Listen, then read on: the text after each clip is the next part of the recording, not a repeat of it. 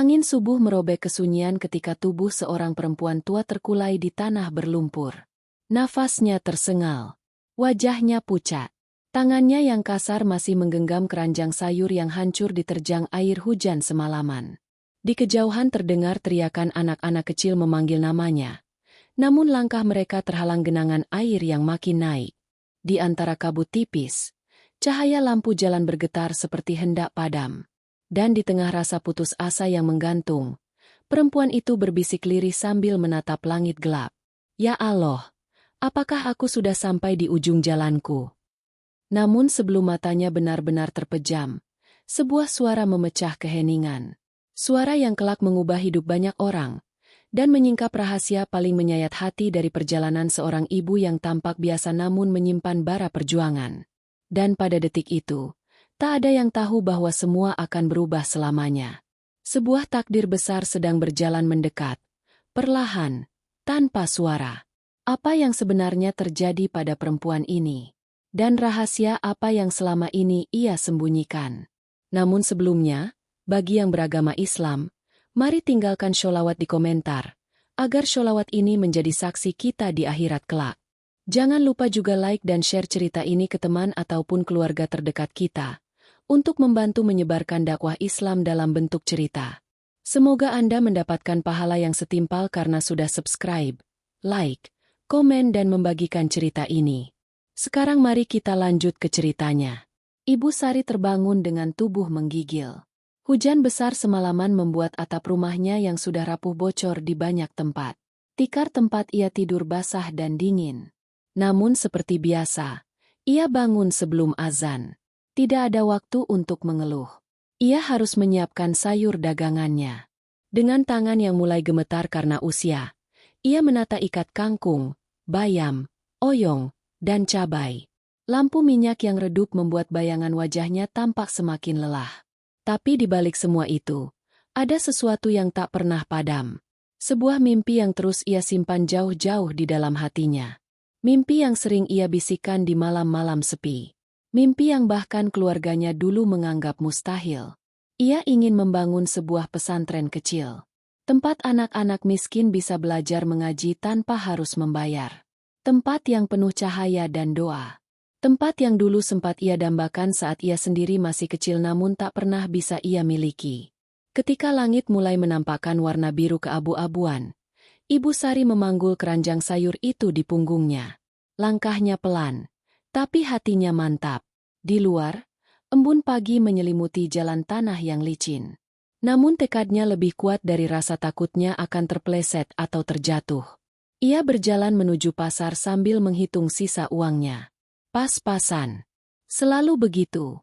Tapi setiap hari, ia tetap menyisihkan beberapa lembar ke dalam kaleng tua yang ia sembunyikan di balik lemari reot. Kaleng yang ia sebut tabungan pesantren.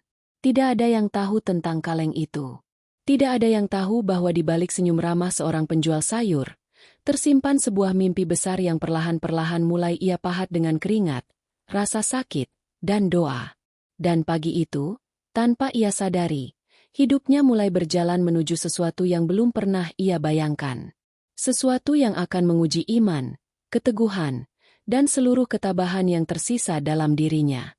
Embun pagi belum hilang ketika Ibu Sari tiba di pasar. Lapaknya kecil, hanya papan kayu tua yang sudah miring. Namun setiap kali ia membuka gulungan tikar dan menata sayur, selalu ada perasaan hangat yang muncul, seolah tempat sederhana itu menjadi saksi setiap perjalanan hidupnya. Di sekelilingnya para pedagang lain sibuk memanggil pembeli, tertawa, saling bercanda. Tetapi Ibu Sari berbeda. Matanya lebih banyak memperhatikan langit. Seolah setiap tarikan napasnya adalah doa yang terus ia kirimkan ke atas. Berharap Allah masih memberinya kekuatan. Ia memulai dagangan dengan suara lembut. Sayur segar. Sayur segar. Tidak pernah teriak. Tidak pernah memaksa. Namun entah mengapa, orang-orang selalu kembali padanya. Mungkin karena senyumnya. Mungkin karena tulusnya hatinya. Setiap pembeli yang datang, ia layani sebaik mungkin. Walau harga pasaran naik turun, ia tak pernah mengambil untung besar. Ia hanya ingin dagangannya habis supaya bisa membawa pulang sedikit uang untuk makan hari itu. dan sedikit lagi untuk kaleng tua yang ia sembunyikan. Setiap lembar uang yang ia sisihkan, ia lipat pelan-pelan, seolah sedang memegang sesuatu yang suci. Uang itu bukan sekadar uang. Itu adalah wujud dari mimpi yang ia jaga sendirian. Kaleng tua itu sebenarnya sudah penyok di banyak sisi. Warnanya kusam. Tutupnya agak sulit dibuka. Tetapi justru itu yang membuatnya aman. Tidak ada yang akan curiga pada benda tua tak berharga seperti itu. Di dalam kaleng itu, tersimpan harapan. Harapan yang ia bangun diam-diam. Harapan yang ia jaga meski orang lain menganggapnya mustahil. Pernah suatu kali, seorang pedagang lain mendengar desas-desus tentang mimpinya. Tanpa empati, orang itu tertawa terbahak-bahak. Kau hanya penjual sayur. Mana mungkin membangun pesantren? Kata-kata itu seperti belati. Masuk pelan, tapi menyakitkan. Namun Ibu Sari tidak membalas. Ia hanya menunduk, menyembunyikan luka dalam diam. Karena ia tahu, jika ia membalas, hatinya akan pecah. Dan jika hatinya pecah, mimpinya mungkin ikut runtuh. Hari itu pasar agak sepi. Hujan malam sebelumnya membuat jalanan becek. Banyak pembeli yang malas keluar rumah. Dagangan Ibu Sari lebih lambat laku. Tapi ia tetap tersenyum pada setiap orang yang lewat, berharap 1-2 orang tertarik. Di tengah kesunyian pasar itu, seorang anak kecil muncul. Wajahnya kurus, pakaian lusuh. Ia berdiri di ujung lapak sambil menatap sayur-sayuran dengan mata berbinar. Ibu Sari mengenalnya. Raffi, anak yatim yang sering duduk sendirian di sudut pasar. Ada yang bisa dibantu, Nak?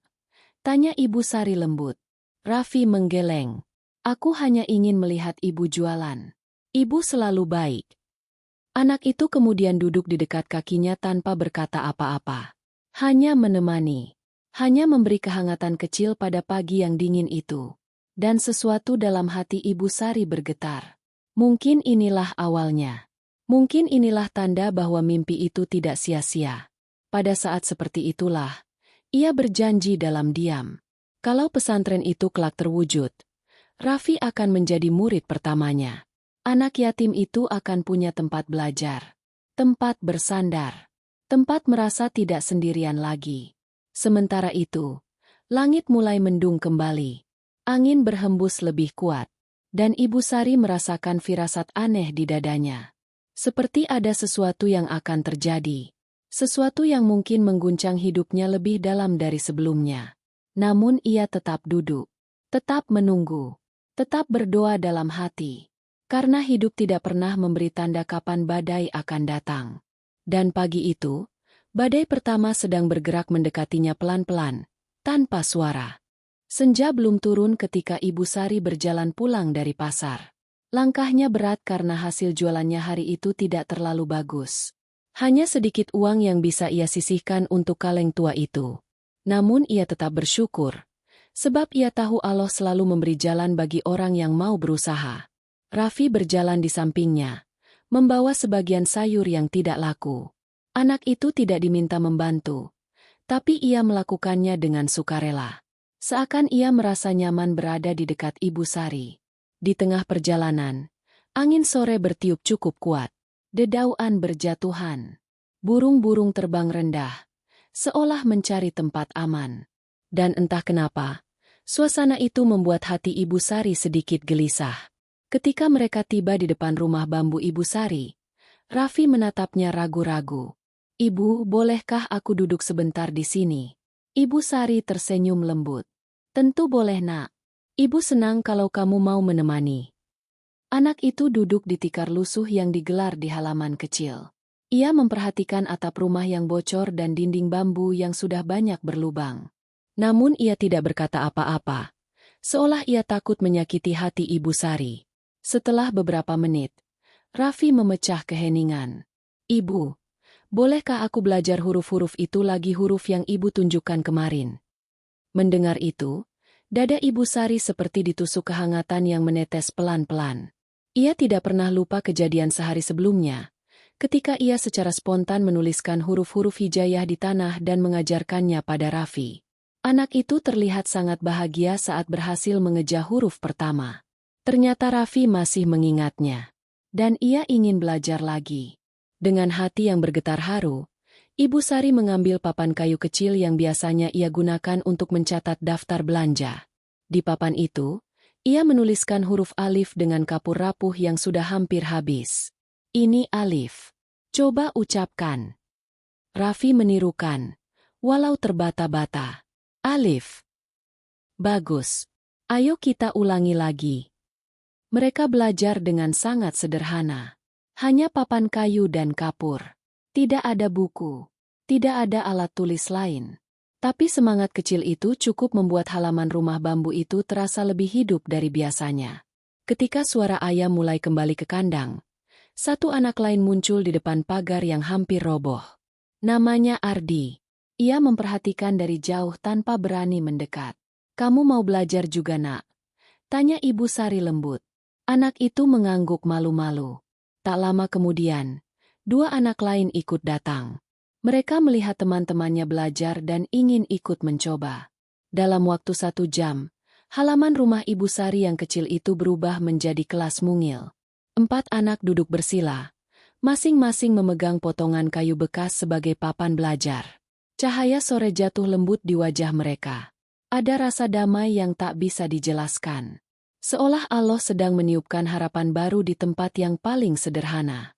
Di tengah suasana itu, Ibu Sari menatap mereka satu persatu. Hatinya bergetar. Ia seperti melihat masa depannya dengan sangat jelas. Mimpi yang selama ini ia simpan sendiri ternyata tidak hanya miliknya. Mungkin Allah sengaja mengirim anak-anak kecil ini untuk menunjukkan bahwa ia tidak berjalan sendirian. Tapi di balik keharuan itu, sebuah bayangan gelap tiba-tiba muncul di benak Ibu Sari. Ia teringat pada sesuatu yang sudah lama ia tekan dalam hatinya. Sesuatu yang mungkin akan menghancurkan semua ini. Sesuatu yang tidak pernah ia ceritakan kepada siapapun. Malam mulai turun, dan angin membawa suara aneh dari kejauhan. Suara itu seperti peringatan bahwa kebahagiaan kecil ini akan segera diuji. Dan Ibu Sari tahu badai itu semakin dekat. Lebih dekat dari sebelumnya.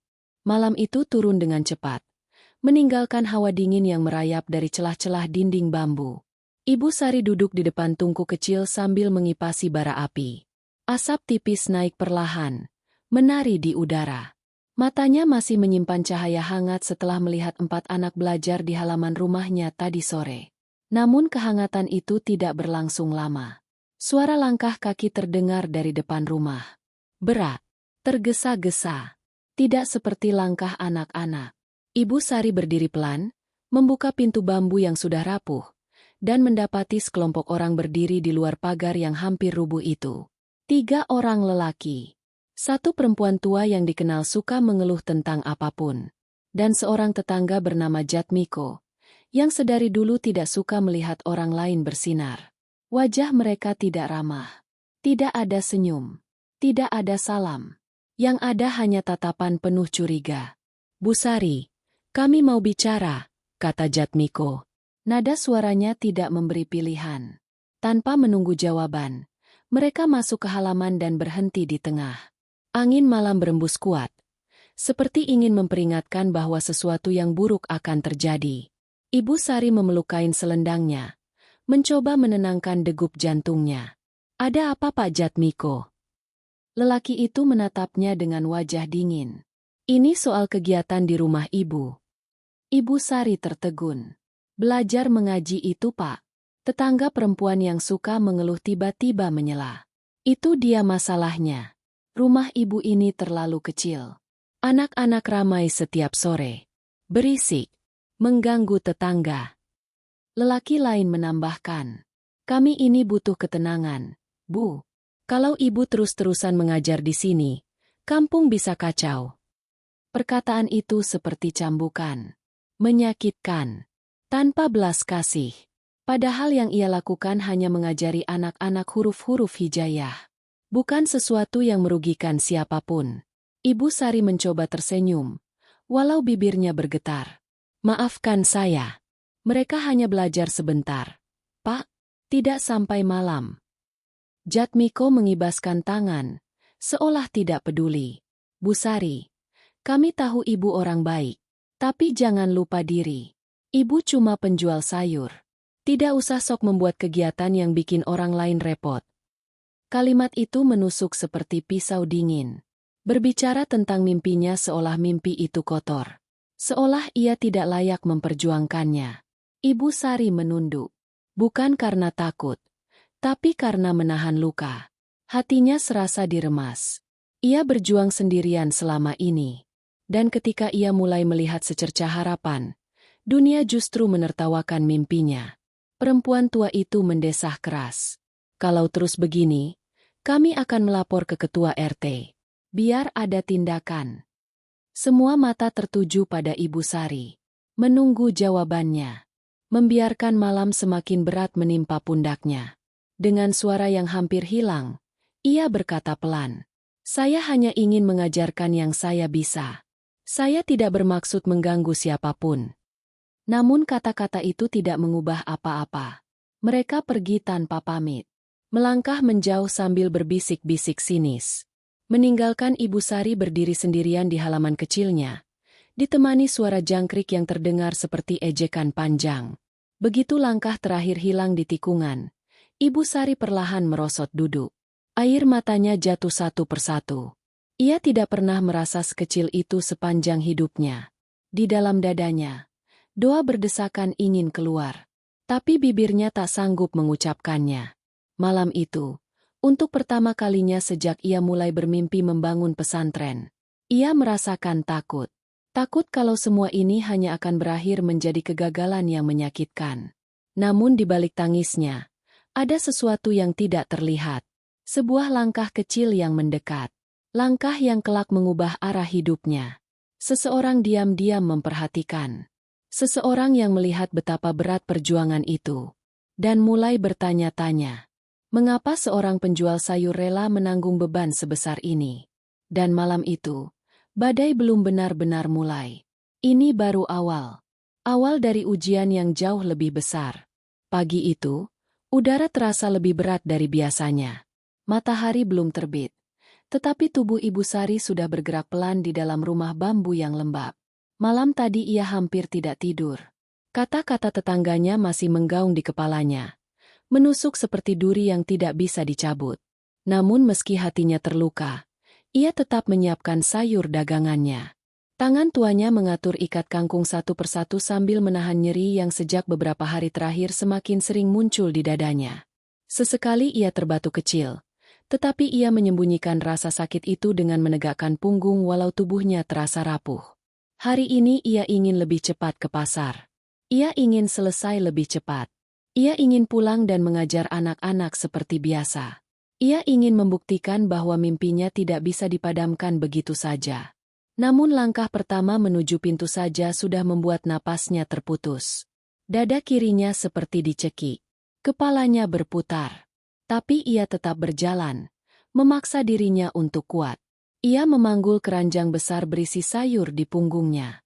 Keranjang itu terasa jauh lebih berat dari biasanya. Seolah memuat seluruh beban hidupnya. Ketika ia keluar rumah, embun pagi menyapa kulitnya yang dingin. Jalanan licin karena hujan malam tadi. Namun ia tidak peduli. Ia harus berangkat. Ia tidak boleh menyerah. Setiap langkah ia ambil, dunia di sekelilingnya seperti bergerak lambat.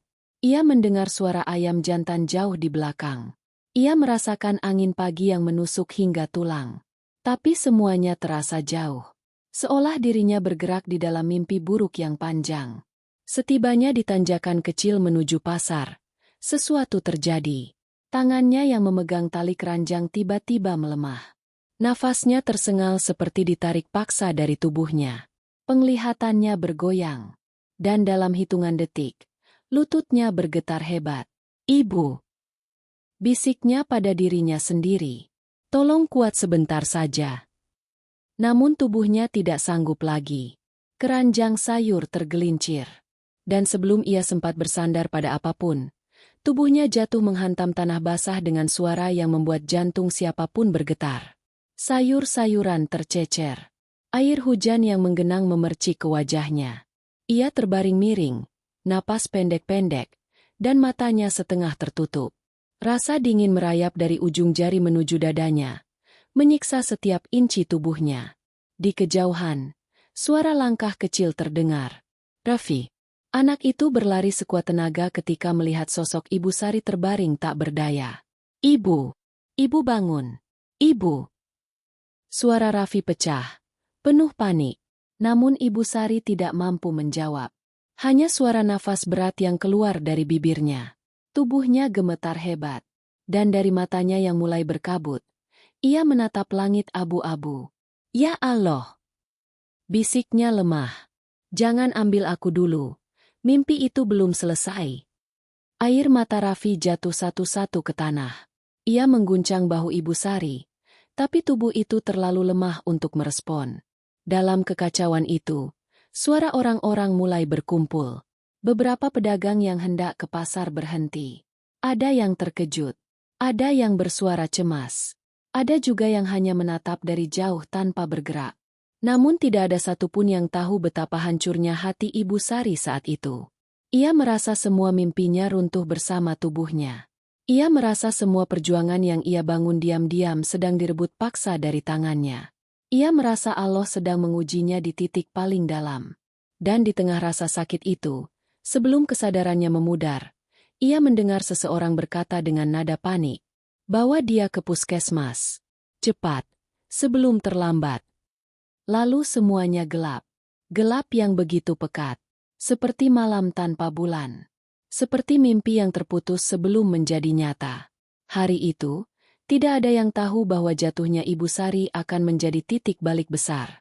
Percikan kecil yang kelak menyalakan api perjuangan lebih besar dari yang pernah ia bayangkan.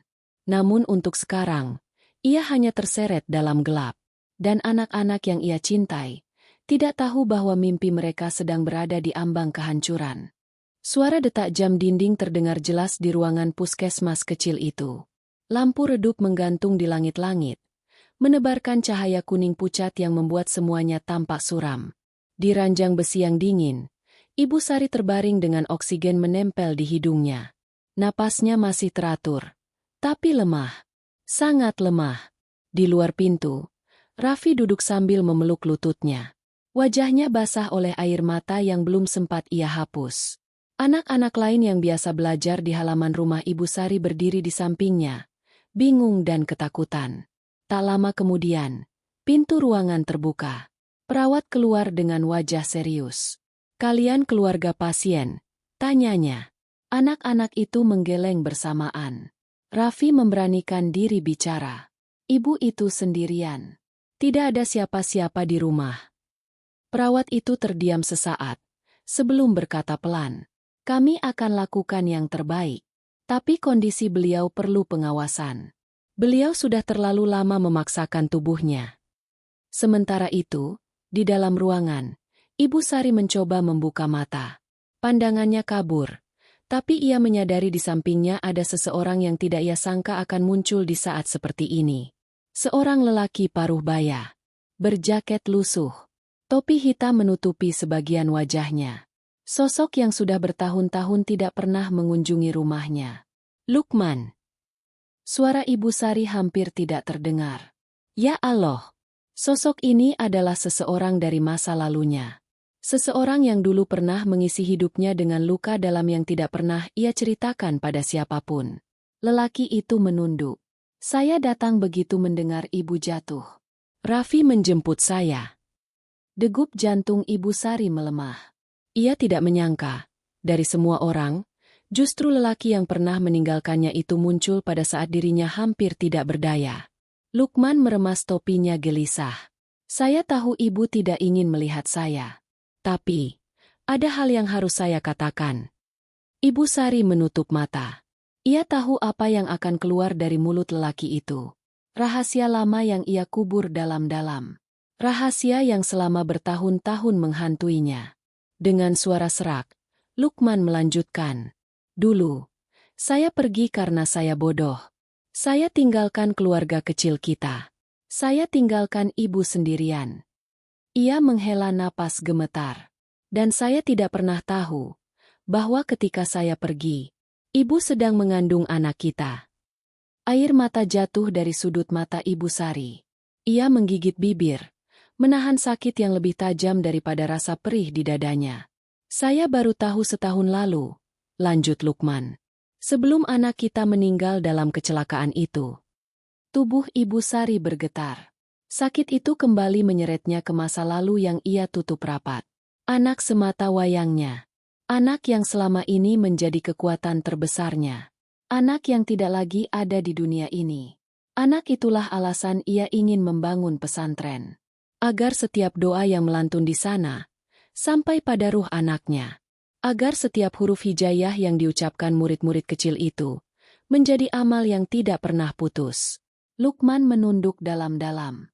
Saya ingin menebus kesalahan saya. Saya ingin membantu ibu membangun pesantren itu. Meskipun ibu tidak mau melihat saya lagi, saya tetap akan melakukannya. Kata-kata itu menusuk hati Ibu Sari, bukan sebagai luka, melainkan sebagai sesuatu yang membuat dada sesak oleh campuran marah, sedih, dan harapan kecil yang tak berani ia akui. Namun sebelum ia berkata sesuatu, napasnya kembali tersendat. Suara alarm mesin kecil di sampingnya tiba-tiba berbunyi cepat. Tubuhnya menegang. Matanya membesar menahan sakit yang datang seperti gelombang menghantam pantai. Perawat berlari masuk. Lepas dari pintu. Pasien sedang tidak stabil. Lukman tertegun. Ia mundur sambil menatap dengan mata berkaca-kaca.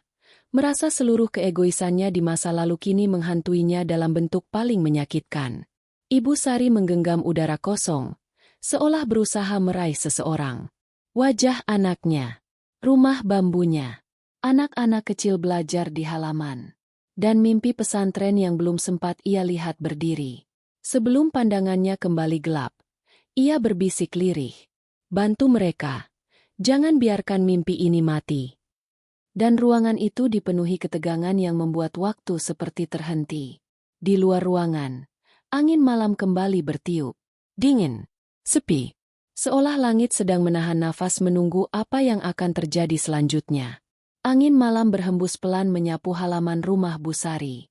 Biasanya, suasana itu selalu menenangkan. Namun malam itu, entah mengapa, hawa yang hadir justru penuh gelombang gelisah. Dari kejauhan, lampu-lampu rumah tetangga mulai redup, satu persatu. Tapi mata Bu Sari tidak bisa terpejam. Ada sesuatu yang mengganjal di hatinya. Sesuatu yang seperti ingin memperingatkan bahwa badai besar sedang merambat pelan menuju hidupnya. Beberapa jam sebelumnya, ia pulang dari pasar lebih cepat. Saat melewati pertigaan dekat warung kopi, ia melihat seseorang tergesa masuk ke sebuah mobil hitam. Orang itu tidak menoleh. Tapi Bu Sari mengenali posturnya. Ia mengerjap. Tidak mungkin. Tidak boleh. Namun bayangan itu terus menempel di pikirannya, membuat dadanya serasa diremas. Sementara itu, di rumah, Rehan tampak gelisah sejak pagi. Ia mondar-mandir, memegang ponsel seperti menunggu telepon penting. Ketika Bu Sari pulang, Rehan langsung menyembunyikan sesuatu di balik bajunya. Gerakan itu cepat. Tapi mata seorang ibu tak pernah salah. Ada sesuatu yang disembunyikannya. Bu Sari duduk di bangku kayu. Ia menatap Rehan yang berdiri canggung. Wajahnya pucat. Keringat dingin membasahi pelipisnya. Rehan, ada yang mau kamu ceritakan? Suara Bu Sari lembut, tapi tegas. Rehan tersentak. Bu, aku, tidak ada apa-apa. Namun kata-katanya bergetar. Nafasnya tidak stabil. Tatapannya menghindar. Semua tanda itu seperti alarm yang berteriak keras di pikiran Bu Sari. Beberapa menit kemudian, pintu rumah diketuk. Keras, seperti pukulan yang memaksa masuk. Rehan langsung melompat. Wajahnya makin pucat. Bu Sari berdiri. Hatinya berdebar dalam ritme yang tak sehat. Saat pintu dibuka, dua orang pria berbadan besar masuk begitu saja tanpa dipersilakan. Tatapan mereka tajam. Sikapnya kasar, dan senyum tipisnya penuh ancaman. Bu Sari menelan ludah. Malam, Bu. Pria itu berkata sambil melirik Rehan. Kami cuma mau menagih janji. Rehan memejamkan mata. Lututnya gemetar. Bu, maafkan aku. Dan saat itulah segalanya terungkap seperti kaca pecah. Rehan mengaku bahwa ia meminjam uang pada orang-orang itu. dengan jumlah yang jauh di luar kemampuannya untuk membayar. Semua dilakukan diam-diam, karena ia merasa malu membebani Busari yang sudah bekerja keras siang malam. Namun ia tidak tahu bahwa permainannya menyeretnya pada jerat yang jauh lebih gelap daripada yang ia bayangkan. Pria itu menatap Busari dengan senyum sinis. Kalau tidak bisa bayar minggu depan, sayang sekali. Kedua anak ini mungkin harus kerja di tempat yang kami tentukan. Nafas Busari seperti berhenti. Ancaman itu bukan main-main. Suasana rumah seketika berubah menjadi ruang sempit penuh tekanan. Udara terasa berat, seperti menempel di dada. Busari ingin berdiri tegak, ingin melawan, tapi tubuhnya gemetar. Namun ia tidak boleh tampak lemah. Tidak di depan anaknya. Tidak di depan orang-orang seperti ini. Aku akan bayar, kata Busari perlahan. Walau suaranya serak. Tapi, beri aku waktu. Pria itu tertawa rendah. Waktu, Bu? Dunia ini tidak murah. Ingat itu. Mereka pergi meninggalkan bau ketakutan yang tak hilang meski pintu sudah tertutup kembali. Setelah mereka pergi, Rehan jatuh berlutut, menangis. Bu, ini semua salahku. Aku cuma ingin bantu. Busari memeluknya erat. Meski lututnya goyah, ia memaksakan diri untuk terlihat kuat. Tenang, Nak. Kita akan cari jalan. Kita pasti bisa keluar dari ini. Namun jauh di dalam hatinya, ia tahu badai yang akan datang jauh lebih besar dari yang pernah ia hadapi. Dan ia belum siap. Belum sama sekali. Tapi ia harus. Karena hidup tidak memberinya pilihan lain. Di luar rumah, angin kembali berhembus. Tapi kini, rasanya seperti bisikan ancaman. Seakan malam itu ingin menyampaikan satu hal. Badai baru saja dimulai.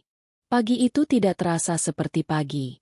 Cahaya matahari memang muncul perlahan, tapi bukannya membawa harapan, justru menghadirkan rasa sesak yang menggantung di udara. Rumah kecil Busari seperti kehilangan kehangatannya. Tidak ada tawa Rehan dan Rini. Tidak ada suara panci bergemerincing. Yang ada hanya diam. Diam yang menakutkan. Busari berdiri di depan kompor, mencoba menyiapkan sarapan, tetapi tangannya gemetar setiap kali ia teringat wajah para penagih utang tadi malam. Bayangan ancaman mereka terus menghantui, seperti suara yang berulang-ulang di telinganya. Setiap ia mengedip, ia melihat senyum sinis itu lagi. Rehan duduk di kursi panjang. Wajahnya tampak jauh lebih tua dari usianya. Ia memandangi lantai, tanpa suara, tanpa gerak. Seperti seseorang yang sedang terjebak di persimpangan antara penyesalan dan ketakutan. Rini, yang masih kecil, memeluk lututnya di pojok ruangan. Matanya merah. Ia tidak mengerti utang. Ia tidak mengerti ancaman.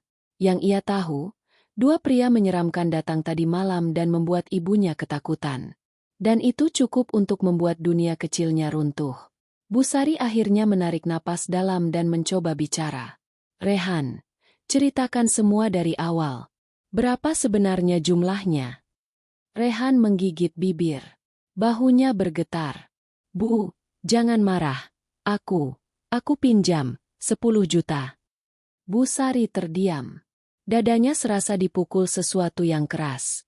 10 juta bukan angka kecil. Terutama bagi seseorang yang hanya menjual sayur keliling setiap pagi. Untuk menghasilkan uang sebanyak itu saja, ia harus bekerja berbulan-bulan tanpa henti. Kenapa kamu tidak bilang sama ibu? Suara Busari pecah. Bukan marah, tapi sakit. Kenapa kamu pilih jalan seperti ini? Rehan menangis. Suaranya patah-patah. Karena aku lihat ibu capek terus. Aku pikir kalau aku bisa bantu sedikit, kita bisa hidup lebih baik. Tapi ternyata, aku salah jalan. Bu, aku salah. Busari memejamkan mata. Air matanya menetes tanpa bisa ia tahan. Ia ingin memarahi. Tetapi ia tahu Rehan melakukan itu bukan karena jahat. Ia hanya tersesat. Dan kesalahan itu kini menyeret mereka ke jurang yang lebih dalam. Setelah sarapan seadanya, Busari mengambil keranjang sayur. Namun kali ini langkahnya berbeda. Bukan sekadar untuk mencari rezeki, tapi untuk mencari jalan keluar dari ancaman yang siap merenggut anak-anaknya. Di pasar, banyak pedagang menyapa Bu Sari, tapi ia hanya tersenyum tipis. Ia menjajakan dagangannya seperti biasa, tetapi pikirannya tidak ada di sana. Setiap pembeli, setiap uang yang masuk, terasa tidak cukup untuk menutup lubang besar yang kini mengintai. Siang menjelang, dan tiba-tiba seseorang menepuk bahunya. Bu Sari. Bu Sari menoleh. Jantungnya melompat kencang. Ternyata lelaki itu bukan penagih utang, tetapi seseorang yang dahulu pernah membeli sayurnya. Seorang pengurus masjid di desa seberang, Pak Damar. Wajahnya khawatir. Saya dengar semalam ada yang datang ke rumah Bu Sari. Benarkah? Bu Sari kaget. Bagaimana begitu cepat kabarnya menyebar? Namun ia tidak membantah. Ia hanya mengangguk pelan. Pak Damar menatapnya lama, lalu berkata dengan suara serius. Kalau benar Bu Sari butuh bantuan, datanglah ke masjid habis asyar. Ada hal penting yang ingin saya sampaikan. Jangan lewatkan. Bu Sari tertegun. Ada apa? Kenapa begitu mendadak? Namun tatapan Pak Damar tidak main-main. Ada sesuatu yang tersembunyi di balik kata-katanya. Sesuatu yang membuat hati Bu Sari kembali berdebar. Mungkin sebuah jalan. Mungkin sebuah jebakan. Atau mungkin awal dari perubahan besar yang selama ini tidak pernah ia duga. Saat Bu Sari melanjutkan jualan, pikirannya terus melayang pada pesan misterius itu. Karena entah bagaimana, ia merasa langkahnya menuju masjid nanti bukan sekadar mencari bantuan, tapi menuju sesuatu yang akan mengubah seluruh hidupnya. Untuk selamanya. Sore hari, langit tampak seperti menahan sesuatu. Awan menggantung rendah, memantulkan warna keemasan yang anehnya justru membuat suasana terasa semakin berat. Bu Sari berjalan menuju masjid dengan langkah perlahan, sambil menggenggam ujung kerudungnya yang basah oleh keringat dan cemas. Setiap langkah terasa seperti membawa beban baru. Setibanya di halaman masjid, suasananya sepi. Hanya suara burung kecil yang terdengar memantul dari dinding. Pintu masjid terbuka sedikit, seperti menunggu kedatangannya. Bu Sari menelan ludah dan masuk. Cahaya senja menyusup dari sela jendela, menerangi ruangan yang luas itu. Di tengah ruangan berdiri Pak Damar, mengenakan baju koko putih sederhana. Namun raut wajahnya tidak seperti biasanya. Tidak hangat, tidak santai, melainkan serius. Seolah membawa kabar yang bisa mengubah arah hidup seseorang. Assalamualaikum, Bu Sari. Terima kasih sudah datang. Ucapnya pelan. Waalaikumsalam. Jawab Bu Sari dengan suara yang hampir hilang. Pak Damar mempersilakannya duduk di tikar yang terhampar. Setelah beberapa detik mengatur napas, ia mulai berbicara.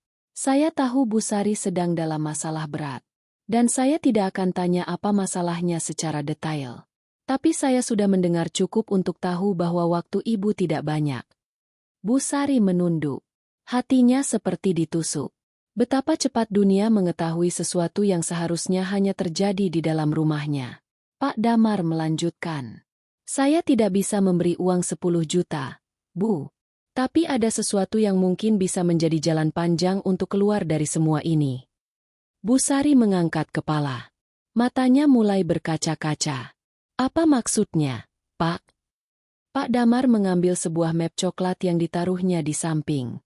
Ia menyerahkannya pada Bu Sari. Ini adalah rencana pembangunan sebuah rumah belajar. Sudah lama kami di masjid ingin membuka tempat untuk anak-anak mengaji dan belajar agama dari keluarga tidak mampu. Sayangnya, tanah wakaf sudah ada, tenaga sudah ada, tapi kami tidak punya orang yang sanggup mengelolanya. Bu Sari terperanjat. Pak, saya hanya penjual sayur. Mana mungkin saya bisa mengelola tempat seperti itu? Pak Damar tersenyum tipis. Kadang Allah memilih orang yang paling tidak menyangka untuk memegang amanah besar. Ibu dikenal jujur, sabar, kuat, dan tidak pernah ambil hak orang lain. Itu modal yang tidak bisa dibeli. Bu Sari menggigit bibir. Perasaannya campur aduk antara takut, bingung, dan sedikit harapan. Tapi apa hubungannya dengan masalah saya sekarang? Tanyanya lirih. Pak Damar menarik napas panjang. Jika ibu bersedia memegang amanah ini, kami bisa bantu mencarikan pinjaman halal dari dana sosial masjid untuk menutup utang ibu sementara. Ibu tidak perlu bayar semuanya sekaligus. Kami akan atur agar cicilannya ringan. Yang perlu ibu lakukan hanya menjalankan rumah belajar ini dengan sungguh-sungguh. Bu Sari terdiam lama. Hatinya berkecamuk hebat. Kesempatan ini seperti tali yang dilemparkan kepada seseorang yang hampir tenggelam di laut dalam. Namun di saat yang sama, tali itu terhubung pada tanggung jawab besar yang bisa runtuh jika tidak dijaga. Bu Sari, suara Pak Damar melembut. Mungkin ini bukan kebetulan. Mungkin semua cobaan ini mengantar ibu menuju sesuatu yang lebih besar dari sekadar menyambung hidup. Bu Sari menatap map coklat itu. Tiba-tiba ia teringat wajah Rehan yang menangis. Terbayang juga Rini yang ketakutan. Terbayang ancaman para penagih utang yang bisa kembali kapan saja. Jika ia tidak melakukan sesuatu, mereka bisa kehilangan segalanya. Tanpa disadari, air mata mengalir di pipinya. Apa saya bisa mengerjakannya, Pak? Suaranya nyaris berbisik. Pak Damar menatapnya dengan keyakinan yang menusuk hingga ke tulang. Bu Sari, terkadang orang yang paling tidak yakin pada dirinya justru adalah orang yang paling siap. Kalimat itu menghantam Bu Sari dalam cara yang tidak bisa dijelaskan. Hening menyelimuti ruangan. Di luar, suara angin mengetuk jendela, seakan memberi tanda bahwa keputusan itu harus dibuat hari ini. Tidak besok, tidak nanti. Dan di tengah hening itu, Bu Sari akhirnya membuka mulut. Namun sebelum ia berbicara, langkah kaki seseorang terdengar dari arah pintu masjid. Suara itu pelan, tapi cukup membuat kedua orang itu menoleh bersamaan. Seseorang masuk. Seseorang yang tidak seharusnya ada di sana. Begitu sosok itu muncul di ambang pintu, jantung Bu Sari langsung melonjak keras. Seolah tubuhnya tahu sesuatu yang otaknya belum sempat mengurai. Sosok itu berdiri dengan wajah tegang. Dan kalimat pertamanya membuat udara seolah berhenti bergerak. Bu Sari, kita harus pulang sekarang. Mereka datang lagi. Bibir Bu Sari bergetar. Dunia yang tadi mulai terlihat cerah, kembali gelap begitu cepat. Lebih cepat dari yang ia bayangkan. Langit sore berubah menjadi malam dengan cara yang tidak wajar. Seolah hari dipaksa berakhir sebelum waktunya. Bu Sari berdiri terpaku di dalam masjid. Tubuhnya membeku ketika mendengar kalimat yang baru saja diucapkan sosok yang datang itu. Rehan. Nafasnya terengah. Wajahnya pucat seperti baru melarikan diri dari sesuatu yang sangat berbahaya. Pak Damar berdiri cepat. Siapa yang datang, Nak? Rehan menelan ludah. Suaranya pecah. Mereka, para penagih itu. Mereka datang dengan mobil. Mereka tanya ibu ada di mana. Aku bilang ibu lagi jualan. Tapi mereka tidak percaya. Mereka bilang malam ini mereka harus ketemu ibu. Bu Sari menutup mulutnya dengan tangan. Jantungnya berdetak tak karuan. Dunia seperti runtuh di depan mata. Pak Damar langsung bergerak cepat. Kita tidak boleh pulang lewat jalan biasa. Mereka pasti sudah menunggu. Rehan mengangguk cepat. Bu. Aku lihat salah satu dari mereka bawa sesuatu di balik jaketnya. Aku takut. Kata-kata itu seperti pisau yang menusuk perut Bu Sari. Ia langsung memegang bahu Rehan. Nak, kamu gak apa-apa. Rehan menggeleng, tapi ketakutan di matanya menjawab segalanya. Pak Damar menatap keduanya dengan tegas. Bu Sari, ikut saya sekarang. Kita keluar lewat pintu samping masjid. Kita cari tempat aman dulu.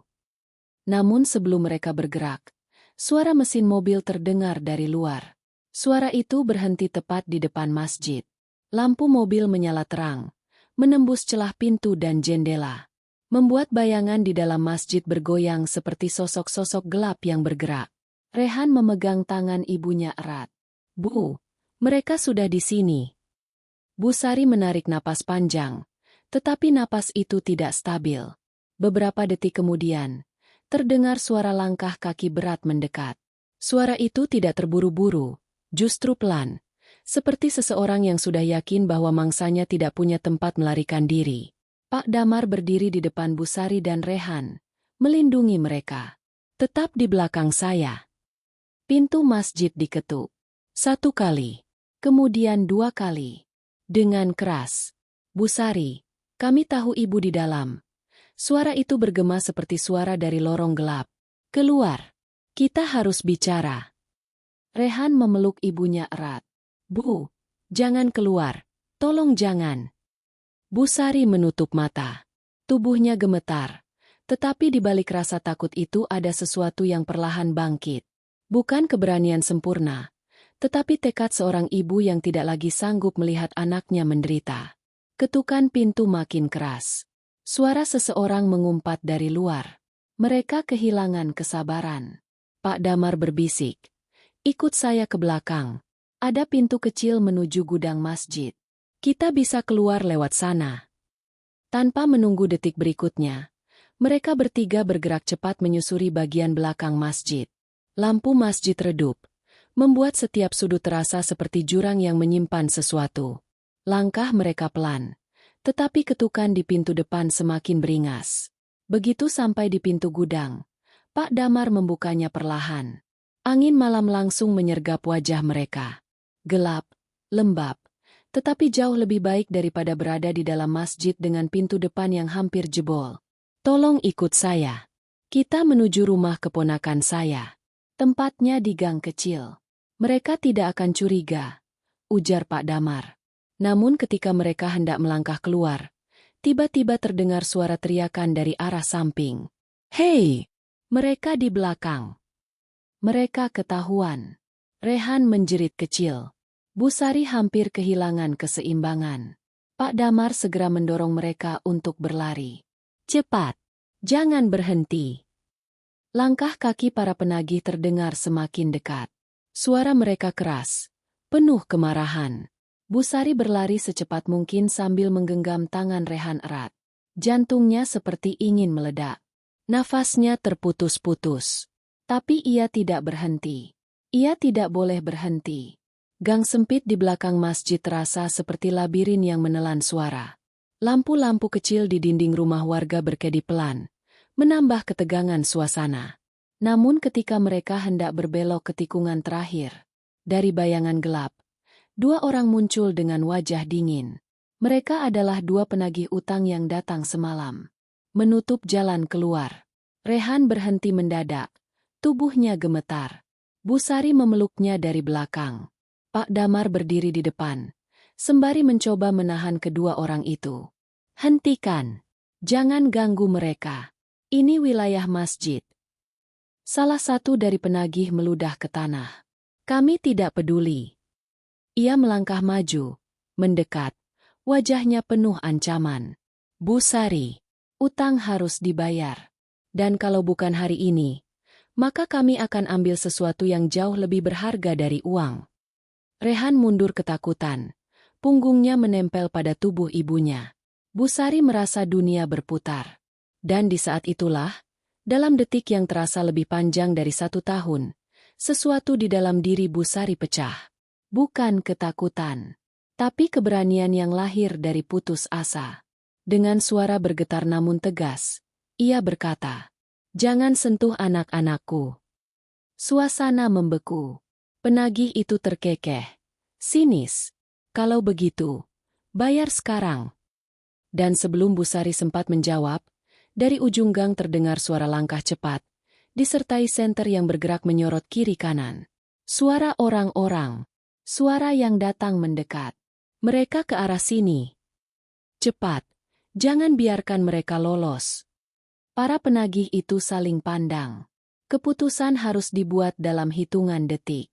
Mereka mendesis kesal, lalu mundur perlahan ke dalam gelap sambil mengancam. Kami akan kembali. Dan saat itu, tidak ada yang bisa melindungi kalian. Mereka pergi, menghilang di balik tikungan. Bu Sari terduduk lemas. Tubuhnya bergetar hebat. Rehan menangis sambil memeluknya erat. Pak Damar langsung membantu mereka berdiri. Bu Sari, ini belum selesai. Mereka tidak akan berhenti, kata Pak Damar dengan wajah serius. Besok, Ibu harus membuat keputusan. Keputusan yang akan menentukan hidup atau kematian keluarga itu. Malam itu, Bu Sari berjalan pulang dengan tubuh yang hampir roboh, tapi dengan hati yang mulai menyala. Karena ia tahu, pertempuran sebenarnya baru akan dimulai. Dan ia tidak bisa lagi mundur. Malam itu, rumah Busari sunyi seperti tanah kosong yang ditinggalkan. Tidak ada suara jangkrik. Tidak ada angin yang lewat. Seolah seluruh dunia tahu bahwa keluarga itu sedang berada di titik paling rapuh dalam hidupnya. Rehan duduk memeluk lutut. Rini tertidur dengan wajah basah bekas air mata. Dan Busari berdiri di depan jendela sambil memandangi langit gelap yang seperti menekan bumi. Ia tidak tidur. Ia tidak bisa. Kata-kata Pak Damar terus berputar di kepalanya. Besok, harus membuat keputusan. Keputusan yang akan menentukan apakah keluarganya masih punya masa depan, atau tenggelam selama-lamanya. Busari meremas jilbabnya, berusaha menahan gemetar. Ia merasa seperti berada di tengah badai yang siap menelannya kapan saja. Namun di balik semua ketakutan itu, ada satu hal yang jauh lebih besar. Cinta. Cinta yang begitu dalam terhadap anak-anaknya. Rehan menghampiri ibunya dengan wajah kusut. Bu, aku minta maaf. Semua ini salahku. Busari memeluknya erat. Tidak, Nak. Ini cobaan untuk kita semua. Bukan salahmu saja. Yang penting sekarang, kita harus kuat, apapun yang terjadi. Pelukan itu bertahan lama. Kehangatan yang tipis itu menjadi satu-satunya hal yang menahan mereka dari kehancuran. Ketika fajar mulai mendekat, Busari akhirnya memutuskan. Ia tidak lagi bisa sembunyi. Ia tidak lagi bisa lari. Ia harus melawan, meski jalannya curam. Ia harus mengambil amanah rumah belajar itu, sekaligus menghadapi ancaman yang ingin mencabut masa depan anak-anaknya. Pagi itu, sebelum matahari muncul sepenuhnya, Busari sudah berjalan menuju masjid. Langkahnya mantap meski tubuhnya masih gemetar ditelan semalam yang panjang. Pasar masih sepi, jalanan dingin, dan suara kakinya terdengar jelas memecah kesunyian. Setibanya di masjid, Pak Damar sudah menunggu. Wajahnya tegang, seperti seseorang yang tahu bahwa hari ini akan menjadi titik balik bagi seseorang. Busari, apakah ibu sudah siap? Busari tidak langsung menjawab. Ia menatap bangunan masjid itu lama, seolah mencari jawaban yang tak terlihat. Akhirnya, dengan napas yang berat namun mantap, ia berkata, "Saya terima amanah ini. Apapun risikonya, saya terima. Asal anak-anak saya selamat." Pak Damar menunduk hormat. Allah melihat keberanian ini, Bu. Dan percayalah, langkah besar selalu dimulai dari keputusan paling pahit. Ia memberikan sebuah kunci kecil. Kunci rumah belajar. Kita akan mulai membangunnya hari ini. Namun sebelum mereka sempat bergerak, sebuah suara keras menggema dari arah jalan. Suara mobil. Disusul suara pintu ditutup dengan kasar. Busari menoleh pelan, dan jantungnya seakan berhenti. Para penagih itu datang. Lagi, dengan jumlah lebih banyak. Mereka berjalan ke arah masjid. Sorot matanya penuh kemarahan yang lebih gelap dari malam tadi. Salah satu dari mereka berteriak, "Busari, waktunya habis." Pak Damar melangkah maju, melindungi Busari. Namun para penagih itu tidak peduli. Mereka semakin dekat, dan semakin dekat, seperti bayangan hitam yang siap menelan apapun di hadapannya. Busari memeluk kunci rumah belajar itu. Seluruh tubuhnya menggigil. Ia tahu, inilah titiknya. Titik di mana hidup bisa terputus seketika, atau berubah selamanya. Tapi tiba-tiba, suara langkah kaki cepat terdengar dari arah belakang masjid. Banyak langkah, banyak suara. Perga. Puluhan warga desa datang tergesa-gesa membawa senter, kayu, dan keberanian. Mereka berdiri mengelilingi halaman masjid, membuat barisan kokoh. Salah satu tokoh desa berteriak, "Kalian tidak bisa menyentuh Busari. Dia bukan sendirian." Para penagih itu terkejut. Mereka tidak menduga perlawanan sebesar ini. Beberapa dari mereka mulai gelisah, melirik ke kanan dan kiri. Pak Damar maju satu langkah. "Ini tanah masjid. Ini wilayah kami. Dan kalian tidak punya hak mengancam siapapun di sini." Warga bersuara serempak, keras dan tegas. Penagih itu mendesis. Tapi jelas mereka kalah jumlah. Mereka saling pandang. Lalu dengan wajah kesal penuh ancaman, mereka mundur. Sebelum masuk ke mobil, salah satu dari mereka menatap Busari tajam. Ingat baik-baik. Ini belum selesai. Mereka pergi. Mobil mereka melaju, meninggalkan debu yang berputar di udara. Begitu suara mesin menghilang, Busari jatuh berlutut. Tangisnya pecah. Namun kali ini, bukan tangis ketakutan, melainkan tangis lega. Tangis syukur. Tangis seseorang yang untuk pertama kalinya merasa tidak sendirian. Pak Damar membantu Busari berdiri. Senyumnya lembut. Bu, perjuangan ini baru dimulai. Tapi ingat, ibu tidak lagi berjalan sendiri. Busari menggenggam kunci rumah belajar itu erat. Seolah kunci itu membawa secercah cahaya baru. Dan untuk pertama kalinya sejak badai itu datang, ia merasa fajar benar-benar akan muncul. Ini bukan akhir. Ini adalah awal dari sesuatu yang jauh lebih besar. Awal dari perjalanan membangun pesantren yang kelak akan mengubah hidup banyak orang. Dan semuanya dimulai dari seorang ibu penjual sayur yang menolak menyerah.